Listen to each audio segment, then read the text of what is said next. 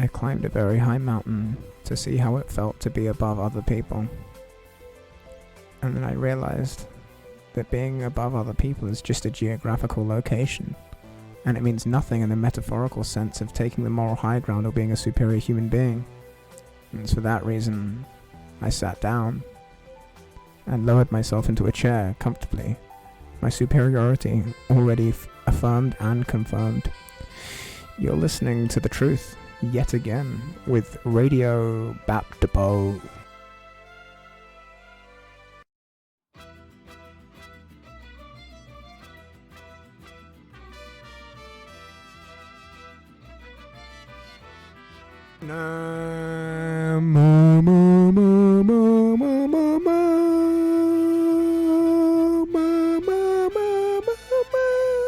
Hello, hi. 안녕하세요. 안녕하세요. No? Okay. Anyway, there we go. But first, before everything, cam check, Pan.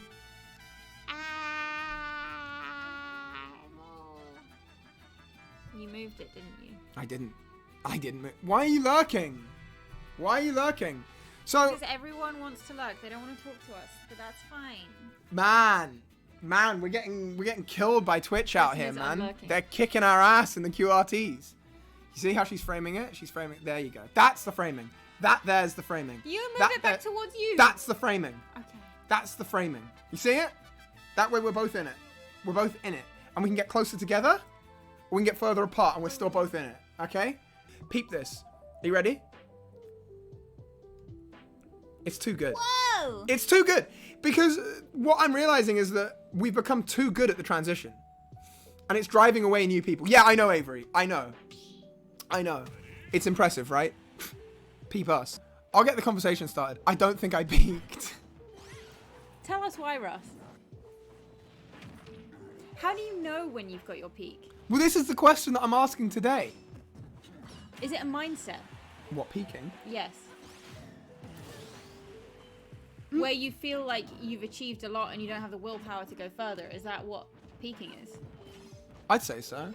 So it is a mindset. Maybe. Well, I think there are probably two kinds of peaking, right? What's the second kind? What, physical? Well, there's like a point where it's no longer viable to do something. It's no longer possible for you to do something.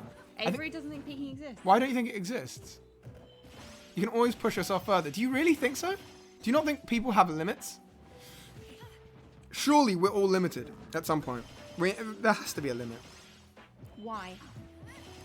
Because you can't wow, just... this is sad music for this. No, because it's not a sad thing. But you can't just go on indefinitely without a peak. What do you mean? Well, I just said... Why can't you just only ever get better? Because that doesn't make sense. Avery said the only limit you have is if you set it for yourself. Who says you can't? Well, like, I'm not gonna suddenly be the greatest hip-hop breakdancer ever, am I? I can't just become a breakdancer. No, but you could keep working towards it. To being a breakdancer? Yeah. That wouldn't, your peak may not be, the best in the world, but you could still continually get better. You may not get better to the point of being a professional. So you're saying there is no such thing as a peak? It's just that your improvement becomes slower and slower? Maybe. Or less and less. Humans most certainly have a peak. We have a physical limit, and that is a peak we can't surpass. Yes, I think so. Everyone has a limit to how far they can go, but how many people actually reach that peak? Oh, that's a good point. So I'd say, before you reach the physical peak, the mindset peak will set in. Personally. I think the mindset peak sets in very early. Because once you get to a certain point of achievement in anything, it's difficult to see how much further you can go. It's difficult to see what improvement you can make with yourself to go forward. That's true. As an example, I think I'm very far from my true peak, but if I were to stop doing something now, then I could very easily see my peak of that for that time. But I'll never get a chance to push myself further, so I wouldn't know if that's my real peak. Well, take it as a... What made me think of this is, I feel like I wouldn't know if the stream peaks. How do I know when it peaks? How do you know when you peak? You can't truly know if you have a peak until you observe the said peak. Yeah, I think so. But then I think when it's something like this, right? Let's say like Smash or like streaming, something like that, it's very difficult to observe the peak. Yes. But there is surely a peak. There is a point where you stop improving. There will be a point where you hit your last improvement. Yeah. That's what I'm kind of discussing. There's no peak for creative outlets. Also, how are you? Hello. But I kind of disagree. It's been so long. It has. Bap, you have us as your community. You already peaked.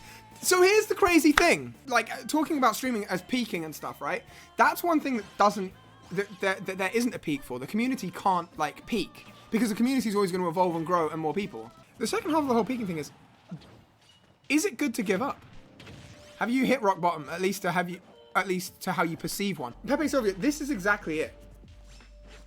How do you know what do you perceive to be the lowest point that you can hit? That's always the difficulty. Because it's very hard to perceive great achievement and great failure. It's very easy to see like, oh, I failed at this one thing, or I failed at that thing. But it's very difficult to know how much you failed in the grand scheme of things, because you can't see everything from like an airborne view looking down on it all. That's why I think it's difficult to know when or if it's a good idea to give up, or whether or not you've peaked on something. Cretin says giving up is good. So I kind of lean to what Cretin says. I think I gave up on Smash because I found that the improvement curve wasn't fun. Did you completely give up on it, or just competitively? I've given up on perusing competitive in Smash because the competitive feeling isn't there for me anymore. Doing it was just a chore rather than something I enjoyed doing. So I quit. It wasn't fun, and I felt better lately as a result. Wow. Did you, same sort of question, did you like completely quit it, or are you just like playing it when, oh, okay, I see Cretin is now playing. So, I play it casually and I'm a coach for my friends, but I don't compete or attend tournaments. You don't attend the tournaments? Not even for the players that you're coaching? Well, the tournaments, no offense to the Smash community, the tournaments do kind of suck. You think? Well, they're quite stinky. And they're very loud, stinky. They're very like, stinky. And like rude loud, not like, oh, this is a fun atmosphere loud. Like, everyone goes on about the UK Smash scene and how great the crowds are. They're not. Ooh, they're shit. not. Shade Sorry, they're not. She's like, throwing that shade. You they're throw just that shade, rude. Pan. Like, It has to come down to one's own situation, I suppose. I think it's different for everybody and their perception. Yeah, I'd agree with that. I think it's just like...